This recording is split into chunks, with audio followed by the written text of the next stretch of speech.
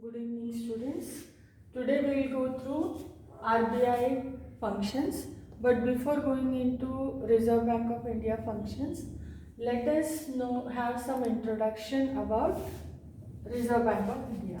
First of all, as a central bank of the country, it occupies a very important place in the banking and financial system. As an apex bank, RBI acts as a regulator, controller, promoter and guide of financial system. So Indian financial system का क्या बन जाता है? RBI regulator भी, controller भी, guide भी, promoter भी बन जाता है. RBI Reserve Bank of India establish कब हुआ? 1935. कौन से act? Reserve bank of India act 1934. अच्छा, इसका मेन ऑब्जेक्टिव जो प्रियम्बल मतलब जो वो डॉक्यूमेंट जिसमें के पर्पस ऑब्जेक्टिव लिखा हुआ होता है. तो objective in the preamble of the act क्या है? क्या पर्पस है आरबीआई एस्टैब्लिश करने का? To regulate the notes issue. Note छापते तो वो नोट इश्यू को रेगुलेट करना. एंड फॉर कीपिंग रिजर्व्स, तो रिजर्व्स गोल्ड सिल्वर या फॉरेन एक्सचेंज जो भी है, reserves with a view to secure monetary stability in India and generally to operate the currency and the credit system of the country to its advantage. का मतलब क्या है कि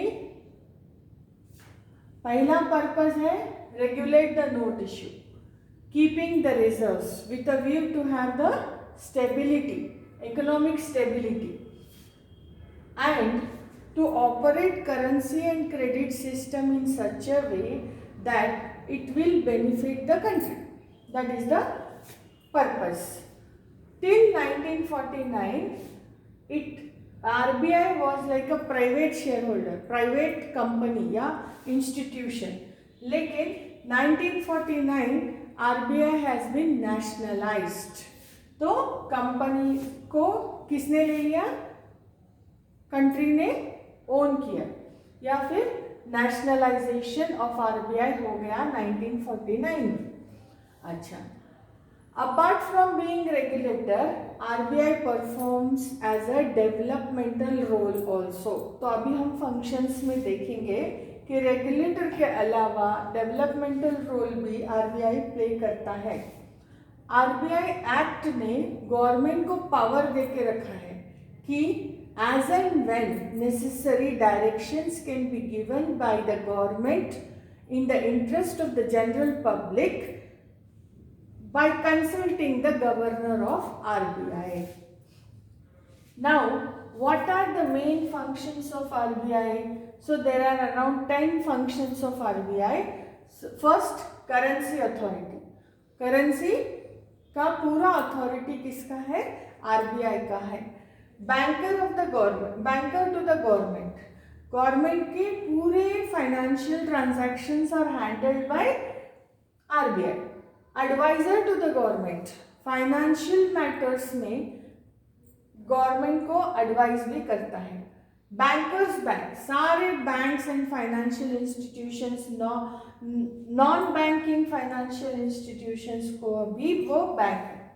lender of last resort, मतलब कोई भी उधार नहीं दे रहा तो आरबीआई के पास जाएंगे. Next, supervision of banks, banks का फाइनेंशियल पोजीशन कैसा है, बैंक्स कैसे ऑपरेट हो रहे हैं और ब्रांचेस के लिए लाइसेंस देना क्या, ये सब सुपरविजन आरबीआई करता है. Controller of money supply and credit, supply of money and credit का सप्लाई दोनों को कंट्रोल कौन करता है? RBI. Controller of money supply and credit. Foreign exchange control and management, foreign exchange को कंट्रोल करना या फॉरेन एक्सचेंज को मैनेज करना ये भी आरबीआई करता है. मॉनिटरी डाटा एंड पब्लिकेशन, जो भी फाइनेंस या बैंकिंग से रिलेटेड डाटा है वो पब्लिश भी कौन करता है? आरबीआई. जिसके आधार पर ही सारे इकोनॉमिक या फाइनेंशियल पॉलिसीज बनते हैं। तो बिना डाटा के तो कुछ भी नहीं किया जा सकता।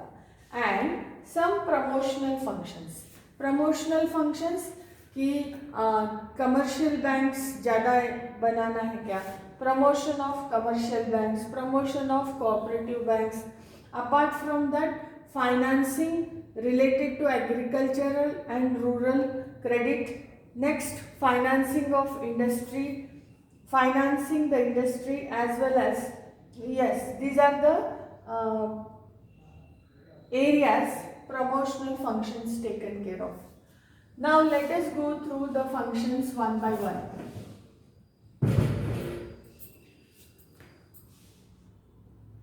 First function as currency authority, मतलब RBI करेंसी अथॉरिटी है और नोट इश्यू इसी का काम है। तो RBI is the sole issuing authority of currency in India.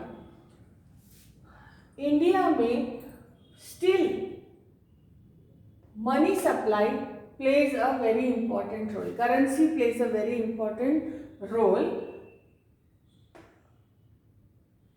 though there is a decline in the usage of money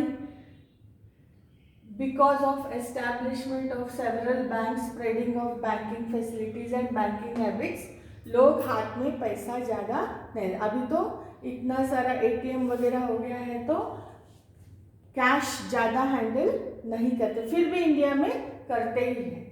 since currency constitutes the base of expansion of money supply, its regulation is important element of money control। मतलब क्या है, क्योंकि money supply को expand करना है तो currency छापना पड़ेगा, currency छापने का प्रोसेस को रेगुलेट करना important element of money control है, करना पड़ेगा।